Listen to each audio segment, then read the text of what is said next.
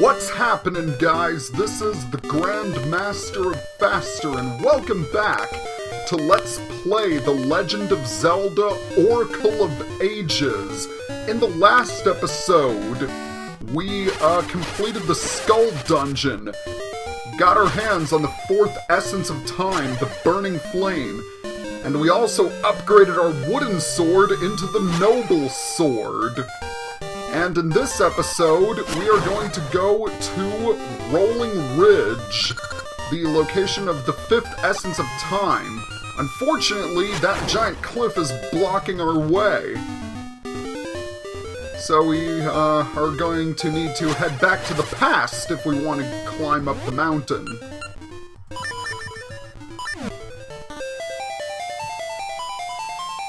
Okay, now, I should probably mention something.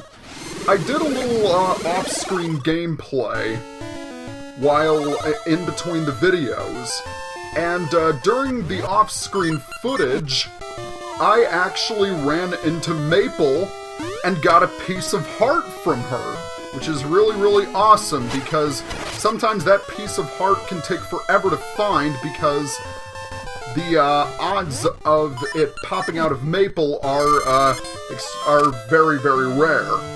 But anyway, underneath this bush is a patch of soft soil in which we can plant a Gasha seed. Let's hope I can get that piece of heart soon. And oh, would you take a listen to this? You Ocarina of Time fans should know this song rather well. The Elder is buried alive, but Gorons alone can't dig him out. If we had the legendary Bomb Flower, we could blast the rocks away. Yes, Rolling Ridge is home to the Gorons. And, I gotta say, when I first played this game, I was so happy that the Gorons made an appearance, because a lot of you might not know this, but, I'm a huge fan of both Ocarina of Time and Majora's Mask. And I loved the Gorons, I loved the Zoras, I loved all the different races that appeared in the 3D games.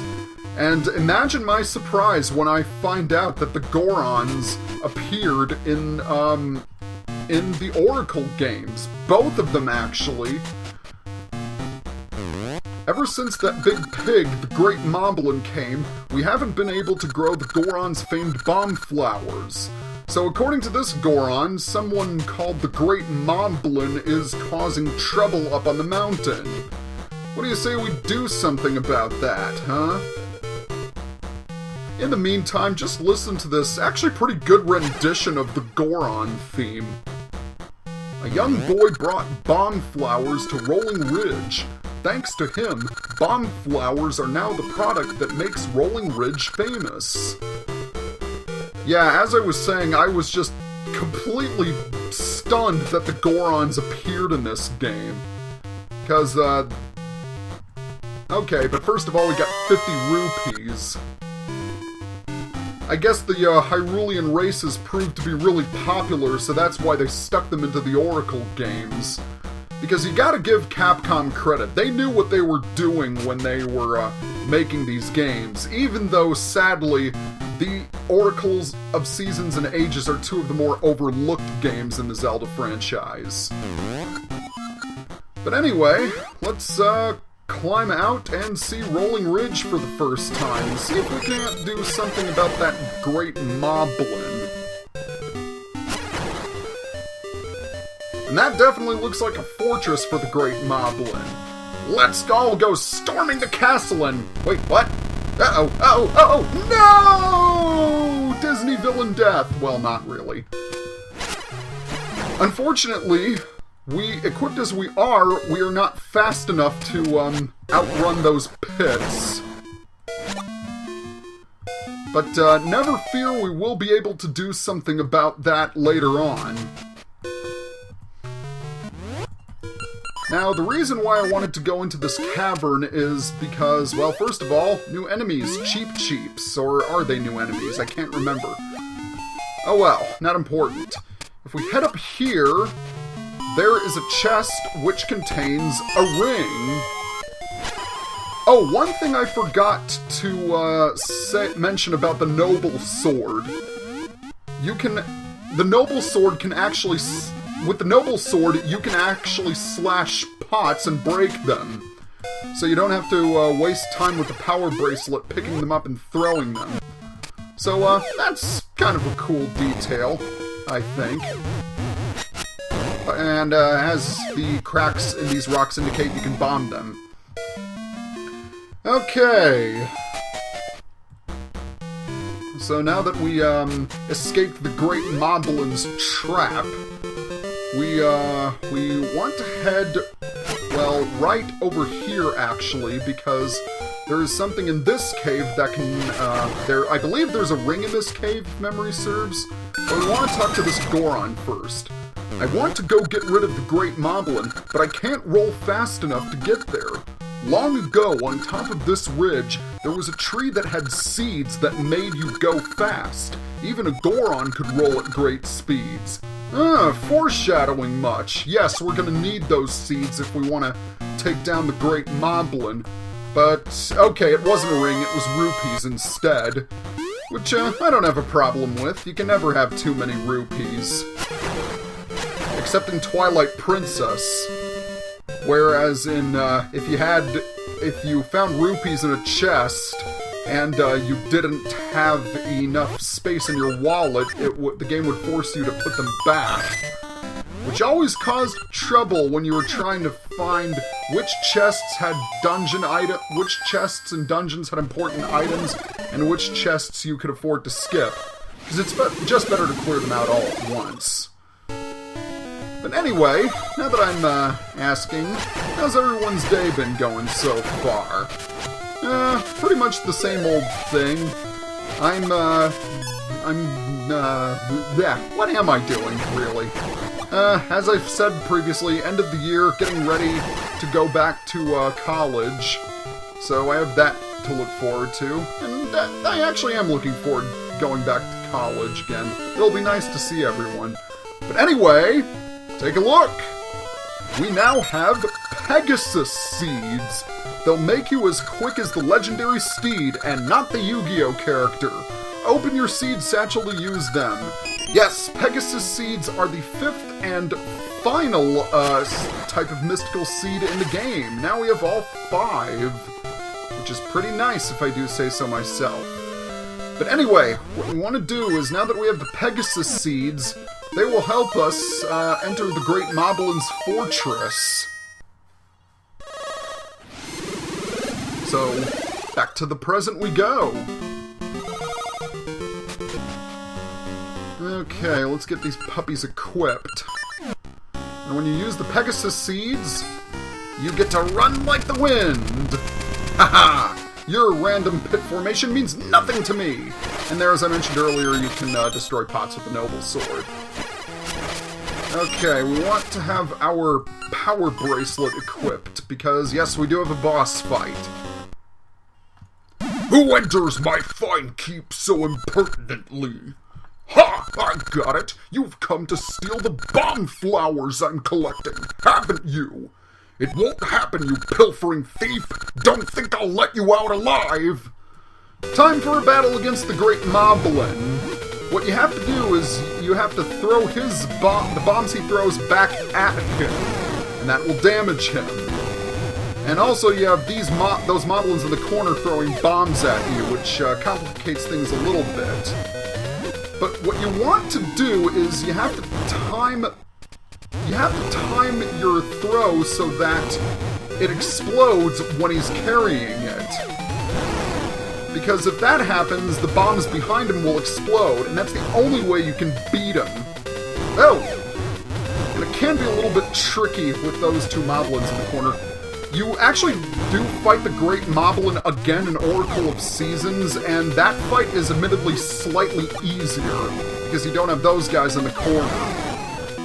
Okay. It's really not a tough fight if you... I just gotta get the timing down. I'm, not really very good at this fight. There we go! That did the trick! No! It can't be! Why me? Why? Because I'm awesome. I don't know who you are or where you're from, but thank you for getting rid of the great Moblin. That wretch was keeping us from growing bomb flowers. Now we can grow bomb flowers without any worries. Take one as a sign of our thanks. And we've got a bomb flower. Handle it with care. Now that I think about it, long ago a young boy saved the Goron Elder. Maybe you can be like that boy. We won't get pushed around the next time a guy like the Great Moblin comes around. Thanks. And, oh, hello, Maku Tree. Apparently we're going to cause a paradox of some sort. Link, your name has appeared in old Goron tales.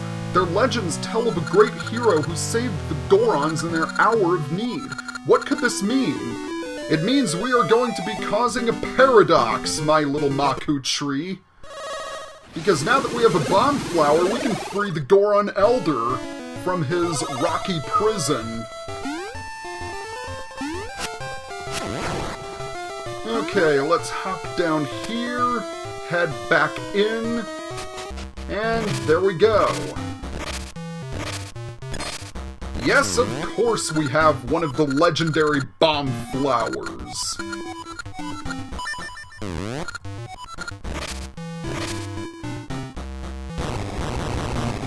Wow, potent. And the Goron Elder has been freed. Hooray! What's wrong, brothers? Were you worried about me? A rock that size can't hurt me. Did you bring us the bomb flower? Sorry to trouble you. This is the shiny key I found on Northern Peak. I never found the keyhole, so I'll give this to you. And with that, he will give us the crown key. We shall take good care of the bomb flowers you brought us. We shall fill the peaks with them. But more on that a bit later. He gave us the crown key. That key is what we need that key in order to enter the 5th dungeon. So we want to no, we want to reselect and we want to head back up to Rolling Ridge. I have a few things to say about the 5th dungeon. I am not a big fan of it at all. And when I tackle it in the next video, you will certainly see why.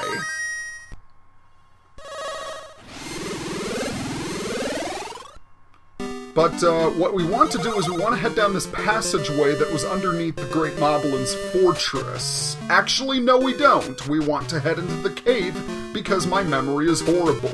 Oh, we have another owl statue. No, we want mystery seeds. Greater speed gives greater distance. By that, it means equip the Pegasus seeds, equip the Rock's Feather, use both in tandem to jump extra far. That owl statue reminded me of something. When I encountered the first one way back in the Deku Forest video when I was about to tackle the 2nd dungeon, I previously said that owl statue you saw in front of the Mystery Seed Tree was the only one that appeared in the overworld.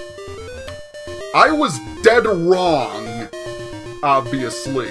Apparently my memory is not nearly as good as I thought I was, and I am a complete and total imbecile. But, we can make fun of my intelligence later. Right now, we want to put this key in the keyhole. And that will open the pathway to the 5th dungeon. And in the next video, we are going to tackle the 5th dungeon, and you will encounter firsthand my utter hatred for this place. So, next time on Let's Play The Legend of Zelda Oracle of Ages, we are going to explore dungeon number 5. Once again, please be sure to leave a like or comment below and subscribe to my channel by hitting that watermark in the bottom right portion of the video. I'd really, really appreciate it. See you guys next time.